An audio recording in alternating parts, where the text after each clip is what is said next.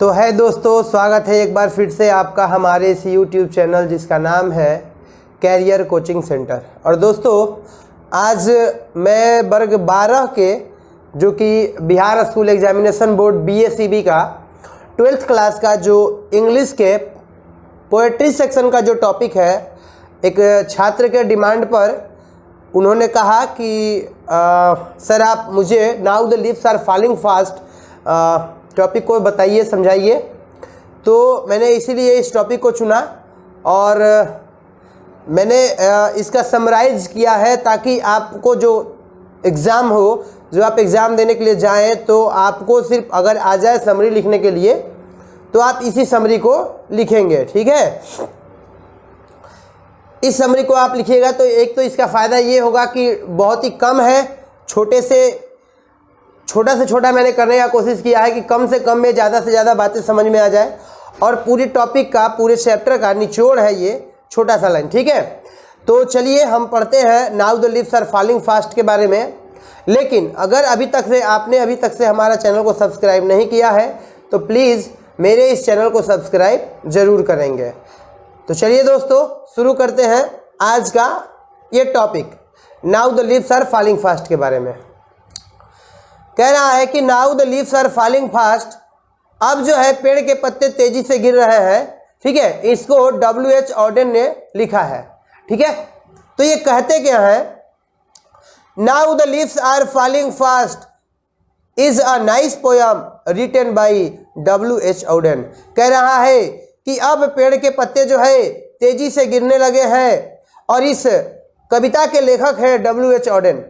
और क्या कहते हैं ये, in this poem the poet describes that as like the leaves of trees become destroyed the human life became also destroyed।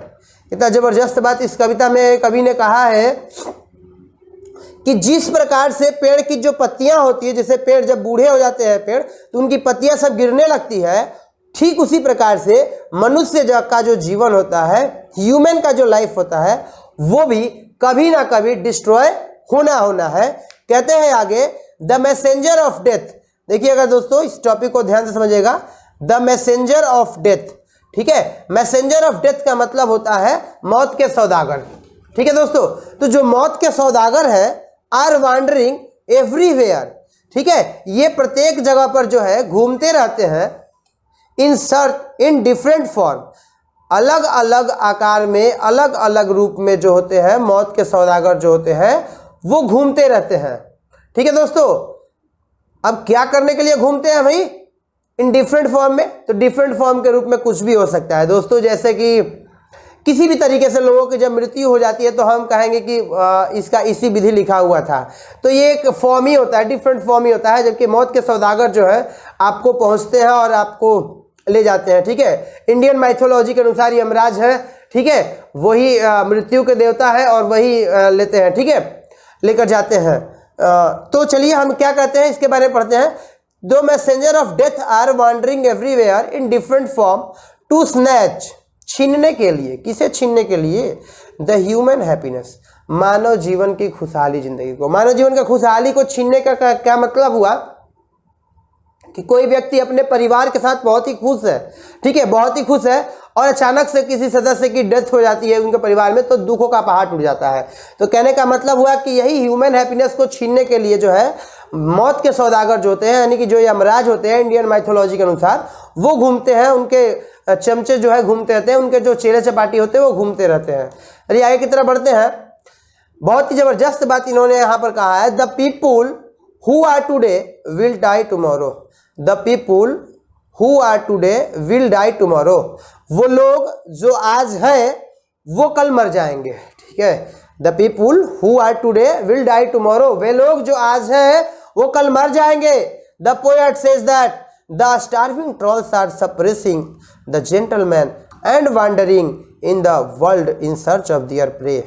ठीक है, ये प्रे है अपने जो स्टार्विंग ट्रॉल्स है, जो भूखे स्टार्विंग ट्रॉल्स, जो कह सकते हैं कि जो मानव के जीवन को छीनने के लिए, स्नैच करने के लिए जो घूमते हैं स्टार्विंग ट्रॉल्स, वो लोगों के लोगों को इस संसार से छीन लेते हैं, चुरा लेते हैं, ठीक है, और इस संसार में वो अपना शिकार खोजते हैं। जब वो डेथ हो जाती है, डेथ किसी व्यक्ति को हो जाती है, तो हम ये कह सकते हैं कि स्टार्विंग ट्रोल्स जो है वो क्या करते हैं, इस संसार में घूमते हैं अपने भोजन को पकड़ने के लिए, चाहे वो भोजन के रूप में कोई भी हो।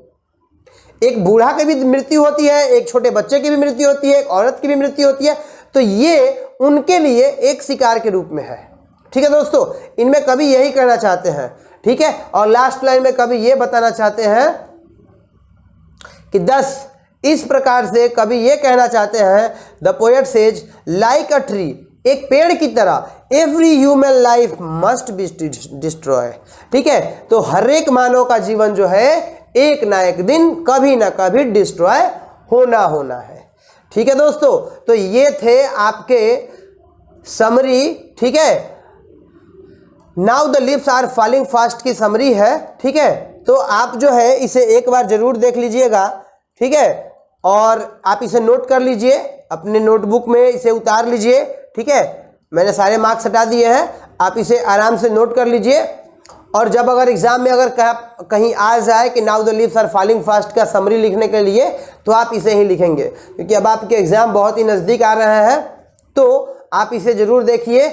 और अगर आपको इसे समझने में, इस टॉपिक को समझने में अगर कहीं पर भी कोई भी त्रुटि होती है, कोई भी दिक्कत होती है, तो आप नीचे मुझे कमेंट बॉक्स में कमेंट करके मुझे बताइए कि सर मुझे ये बातें समझ में नहीं आई है, या आप ये क्या कहना चाहते हैं मुझे समझ में नहीं आ रहा, तो मैं उसके बारे में बताऊंगा। और हाँ, ऐसे स्टूडेंट जिन टॉपिक पे सवाल चाहिए, जिन टॉपिक पे कोई वीडियो चाहिए, तो वो भी मुझे कमेंट बॉक्स में कमेंट करेंगे, या फिर आप हमारे फेसबुक से जुड़ सकते हैं, या फिर आप हमारे इंस्टाग्राम से जुड़ सकते हैं, या फेसबुक का एक जो पेज है कैरियर कोचिंग सेंटर CCC, तो आप उससे भी जुड़ सकते हैं। तो आपके पास में बहुत सारे ऑप्शन हैं, आप किसी भी ऑप्शन से आप मेरे से जुड़िए और अपना सवाल जो है वो पूछिए, मैं यथासंभव आपके सवालों का आंसर देने की कोशिश करूंगा। तो हे दोस्तों, इसे ख़त्म करते हैं। और अभी तक से आपने मेरे इस चैनल को सब्सक्राइब नहीं किया है तो प्लीज़ सब्सक्राइब कर लीजिएगा। चलिए मिलते हैं।